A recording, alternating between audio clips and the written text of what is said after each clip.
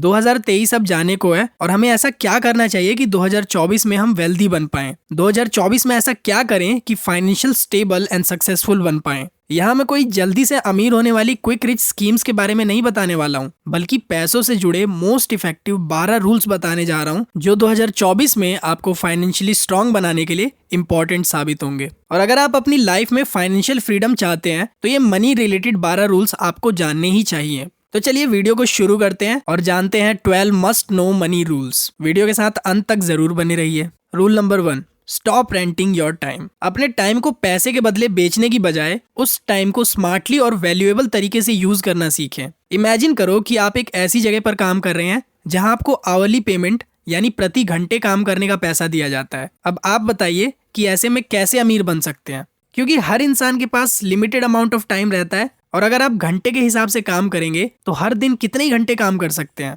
ज्यादा से ज्यादा 16 घंटे। वहीं सोचिए एक ऑनलाइन एजुकेटर के बारे में जो एक ऐसा वैल्यूएबल कोर्स बनाकर बेचता है जिसकी बहुत से लोगों को जरूरत है। कोर्स बनाने में कोर्स क्रिएटर को 2 से 3 दिन लगे, लेकिन अब इस कोर्स को 100-200 नहीं बल्कि लाखों लोग खरीदेंगे। इस तरीके से अमीर बनना ज्यादा संभव है। टाइम के बदले पैसा कमाने की बजाय कोई स्किल या नॉलेज के बदले पैसा कमाएं। Rule number 2, knowledge is the supreme power. जैसा कि रूल नंबर 1 में मैंने आपको बताया, लेवरेज द नॉलेज यानी ज्ञान का लाभ उठाएं। पैसों से जुड़ी नॉलेज यानी फाइनेंशियल लिटरेसी का होना बहुत इंपॉर्टेंट है, जैसे कि पैसा कैसे काम करता है, फाइनेंशियली मजबूती पाने के लिए क्या फाइनेंशियल कॉन्सेप्ट्स होते हैं, मनी मैनेजमेंट और इन्वेस्टमेंट से जुड़े जरूरी नॉलेज का होना भी बहुत इंपॉर्टेंट है। जितना ज्यादा आप पैसों के बारे में जानेंगे उतना ही अच्छा आप पैसों को मैनेज कर पाएंगे। पैसों से जुड़ी नॉलेज लेने के लिए मार्केट में काफी बुक्स अवेलेबल है, जैसे rich dad poor dad, richest man in Babylon और भी बहुत सारी। इसके अलावा काफी सारे रिसोर्सेज ऑनलाइन अवेलेबल हैं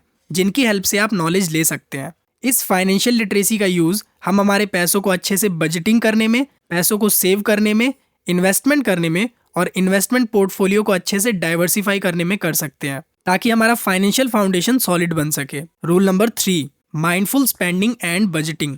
ये नियम मनी मैनेजमेंट के अंडर आता है। इस नियम के अनुसार हमें सबसे पहले ये पता करना चाहिए कि आखिर आपका पैसा कहाँ जा रहा है। पैसों को खर्च करने से पहले पैसों का बजट बनाना बहुत जरूरी है। एग्जाम्पल के लिए मंथली इनकम में से जरूरी खर्च का अनुमान पहले से लगा लेना, जैसे बिल एंड रेंट पेमेंट, किराने का सामान, एंटरटेनमेंट, सेविंग गोल्स, ताकि हमें पता चल जाए कि हमारा पैसा केवल जरूरी जगह पर तो खर्च हो रहा है ना।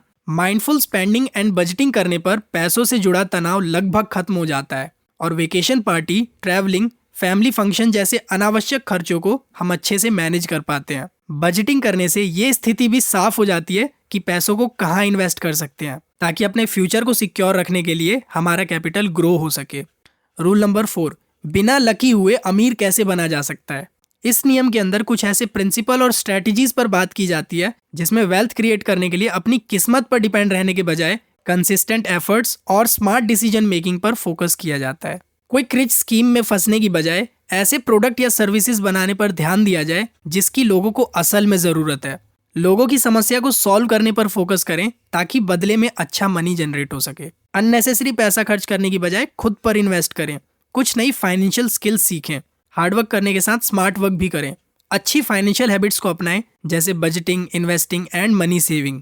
सिर्फ अपनी किस्मत पर डिपेंड होने के बजाय कैलकुलेटेड रिस्क लेने पर भी ध्यान दें।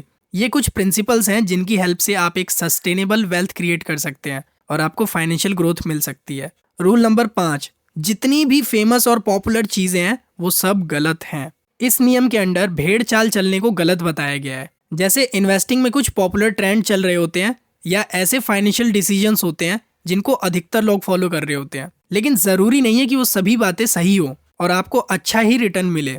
ये नियम हमें ये समझाता है कि अगर कोई चीज ट्रेंड कर रही है या जिसे वाइडली एक्सेप्ट किया जा रहा है तो जरूरी नहीं कि वो सही ही हो और प्रॉफिटेबल हो। कई बार वो ट्रेंड इमोशन की वजह से इन्फ्लुएंस हो जाते हैं, जैसे social media sites like Instagram पर कई सारे पेजेस होते हैं जो ये बताते हैं कि ये स्पेसिफिक स्टॉक रातों रात डबल होने वाला है, तो सारे लोग उस ट्रेंड को फॉलो करने लगते हैं। तो सुनी सुनाई बातों पर विश्वास करने की बजाय खुद पर्सनली रिसर्च करें और फैक्ट्स और एनालिसिस को देखते हुए अपने डिसीजंस खुद लें।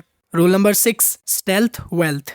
ये नियम हमें बताता है कि एक इंडिविजुअल पैसों के बारे में क्या सोच रखता है। कुछ लोगों के लिए पैसा केवल जीवन जीने का तरीका है, जबकि कुछ लोगों के लिए पैसा दिखावा करने का जरिया होता है। अगर आप ज्यादा पैसा सिर्फ दिखावा करने के लिए या शो ऑफ करने के लिए कमाना चाहते हैं तो ये एक रॉन्ग अप्रोच है। स्टेल्थ वेल्थ का सीधा सा मतलब ये है कि अपार धन संपदा होने के बावजूद भी एक नॉर्मल लाइफस्टाइल जीते हैं। ऐसे लोग अपने पैसों का दिखावा नहीं करते बल्कि फाइनेंशियल स्टेबिलिटी पर ध्यान देते हैं। ये लोग अपनी प्राइवेसी को मेंटेन करते हैं। हाई इनकम एंड एसेट्स होने के बावजूद ये साधारण से घर में रहते हैं, नॉर्मल सी दिखने वाली कार चलाते हैं और सीधे साधे कपड़े पहनकर चलते हैं। स्टेल्थ वेल्थ का मेन मोटो है अननेसेसरी अटेंशन ग्रैब करने से बचना, क्योंकि इससे चोरी होने का खतरा या किसी दूसरे तरह के रिस्क का खतरा बढ़ सकता है। इस तरह की लाइफस्टाइल जीने से पीस ऑफ माइंड मिलता है, जीने की आज़ादी मिलती है और जीवन में कम तनाव रहता है। इस कैटेगरी के लोग पैसों को शो ऑफ करने की बजाय अपनी वेल्थ को मल्टीप्लाई करने में और पैसों को खुद में इन्वेस्ट करने जैसे कोई जरूरी स्किल सीखने में लगाते हैं। Rule number 7, money doubling principle. Money doubling principle हमें ये बताता है कि आपका इन्वेस्टमेंट एक सर्टेन इंटरेस्ट रेट पर कितने समय में डबल हो जाएगा। इस प्रिंसिपल को रूल ऑफ 72 भी कहा जाता है। ये एक सिंपल सा मैथमेटिकल फॉर्मूला है जिसकी हेल्प से आप एक लगभग समय पता कर सकते हैं कि आपका इन्वेस्टमेंट एक fixed annual rate of return पर कितने समय में 2 गुना हो जाएगा। मान लीजिए आपने अपने पैसों को stock market, mutual fund, crypto currency और रियल एस्टेट में लगाया है जिसका सालाना रिटर्न रेट 8% है, तो 72 को 8 से डिवाइड करने पर 9 मिलता है। यानी 8% एनुअल रेट ऑफ रिटर्न पर लगभग 9 साल में आपका इन्वेस्टमेंट डबल हो जाएगा। हालांकि रूल ऑफ 72 केवल प्रिडिक्शन करने वाला फॉर्मूला है, क्योंकि इन्वेस्टमेंट का रिटर्न कई सारे फैक्टर्स एंड मार्केट फ्लक्चुएशंस पर डिपेंड करता है। Rule number 8, avoid crabs. ये एक फाइनेंशियल प्रिंसिपल है जिसको एक उदाहरण से समझते हैं। एक गहरी बाल्टी है और उस बाल्टी में कई सारे क्रैब्स यानी केकड़े रखे गए हैं। आप अगर चाहते हैं कि कोई केकड़ा आपकी इस बाल्टी से बाहर ना निकले तो उसके लिए आपको इस बाल्टी को ढकने की जरूरत नहीं है, क्योंकि जब एक केकड़ा बाहर आने की कोशिश करता है तो दूसरा उसकी टांग खींचकर उसे वापस नीचे ले आता है। अगर फाइनेंशियल टर्म में बात करें तो मान लीजिए आपके जीवन में एक ऐसा व्यक्ति है जो आपको नेगेटिव इन्फ्लुएंस कर रहा है, जो आपको मौज मस्ती, शराब, पार्टी और दूसरी अन्य बुरी आदतों में फंसाता है, तो वो आपके जीवन में एक क्रैब यानी केकड़ा है। जीवन में कुछ लोग होते हैं जो आपकी फाइनेंशियल प्रोग्रेस या फाइनेंशियल इंप्रूवमेंट को रोकने की कोशिश करते हैं। वो असल में इस केकड़े के समान ही होते हैं जो निरंतर आपकी टांग खींचते रहते हैं। ये प्रिंसिपल इस बात पे जोर देता है कि अगर आपके जीवन में ऐसा कोई क्रैब है तो उन्हें अपनी लाइफ से बाहर कीजिए और ऐसे लोगों के साथ रहिए जो पॉजिटिव हो, जिनका नेचर सपोर्टिव हो, जो आपकी फाइनेंशियल ग्रोथ में सहायता करते हो। अगर आप शेयर मार्केट में इन्वेस्ट करके अच्छा रिटर्न हासिल करना चाहते हैं तो लाइक माइंडेड पीपल के साथ अपना समय बिताएं। उन लोगों की बातों को गौर से सुने जो स्टॉक की बातें करते हो, ताकि आप अपना फाइनेंशियल गोल जल्दी से हासिल कर सकें। तो नेगेटिव पीपल्स जैसे क्रैब्स को अवॉइड करें। Rule number 9, the 1 million rule.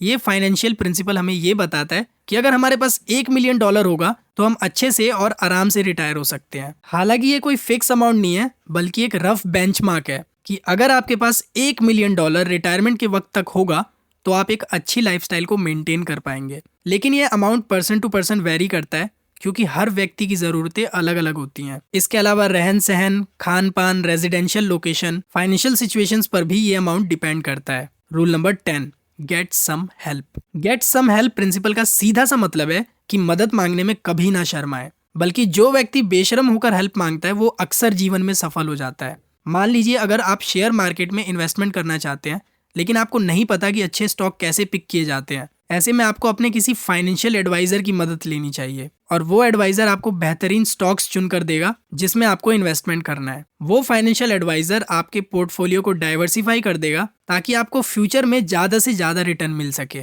बदले में वो आपसे इन्वेस्टमेंट रिटर्न का कुछ एक्सपेंस रेशियो या उसे कॉस्ट कह सकते हैं जो 0.5 से 1% के बीच में होता है वो चार्ज करेगा। अगर इस तरह की सहायता आपको बहुत ज्यादा प्रॉफिट देने वाली है तो ऐसी हेल्प लेने में कोई बुराई नहीं है। Rule number 11, focus is the new IQ। ये इंटरनेट का जमाना है जहां आपके सवाल का जवाब सिर्फ एक क्लिक दूर है। अगर आपको फाइनेंस, इन्वेस्टमेंट, स्टॉक मार्केट या म्यूचुअल फंड से रिलेटेड कुछ भी सीखना है तो इंटरनेट पर इससे जुड़ी बहुत सारी जानकारी वीडियोस एंड आर्टिकल्स के रूप में उपलब्ध है। लेकिन क्या वो सारी सही होती हैं? यहाँ जरूरत होती है एक सही मेंटोर को चुनने की और फोकस के साथ केवल उसे ही फॉलो करने की, चाहे इसके लिए आपको कुछ भी अमाउंट क्यों ना पे करना पड़े, क्योंकि खुद पर कुछ इन्वेस्ट करोगे तभी तो रिटर्न को एक्सपेक्ट कर सकते हो। अगर आप फोकस के साथ कंसंट्रेट होकर किसी चीज को सीखते हैं तो आप खुद ब खुद पिरामिड के टॉप पर पहुंच जाते हैं। रूल नंबर 12, और ये आपके लिए एक बोनस टिप की तरह है और इस रूल का नाम है द 5% रूल। फाइनेंशियल टर्म में बात करें तो आपने ये फेमस कोट तो जरूर सुना होगा, never put all your eggs in one basket. 5% rule ये कहता है कि किसी भी इन्वेस्टर को अपने पूरे पोर्टफोलियो में से किसी एक ऑप्शन पर 5% से ज्यादा इन्वेस्ट नहीं करना चाहिए। मान लीजिए आपने एक पर्टिकुलर स्टॉक या सिक्योरिटी में बहुत ज्यादा इन्वेस्ट कर दिया और फ्यूचर में वो स्टॉक या सिक्योरिटी बहुत लॉस में चला जाता है, तो इसका रिजल्ट बहुत बुरा हो सकता है। आप अपनी वेल्थ और कैपिटल को भी खो सकते हैं। एक बैलेंस्ड पोर्टफोलियो को मेंटेन करना चाहिए, क्योंकि हो सकता है कि कोई 5% इन्वेस्टमेंट आपको नॉमिनल लॉस दे, तो कोई 5% इन्वेस्टमेंट आपको बहुत ज्यादा प्रॉफिट भी दे सकती है। तो ये 5% रूल या 5% इन्वेस्टमेंट आपके नुकसान को कम करता है और रिटर्न को मैक्सिमाइज करता है। तो दोस्तों ये थे वो 12 रूल्स या 12 फाइनेंशियल प्रिंसिपल्स जो 2024 में आपको फाइनेंशियल स्टेबिलिटी और ग्रोथ देने में मददगार साबित होंगे। उम्मीद करता हूँ कि आपको ये वीडियो पसंद आई होगी। वीडियो को एक लाइक करके और कमेंट करके अपना रिएक्शन जरूर लिखें। इसी तरह फाइनेंस और इन्वेस्टमेंट से रिलेटेड वीडियोस को देखते रहने के लिए आप इस चैनल को सब्सक्राइब भी कर सकते हैं। बाकी नेक्स्ट वीडियो में तो हम दोबारा मिलेंगे ही, तब तक के लिए goodbye and have a nice day.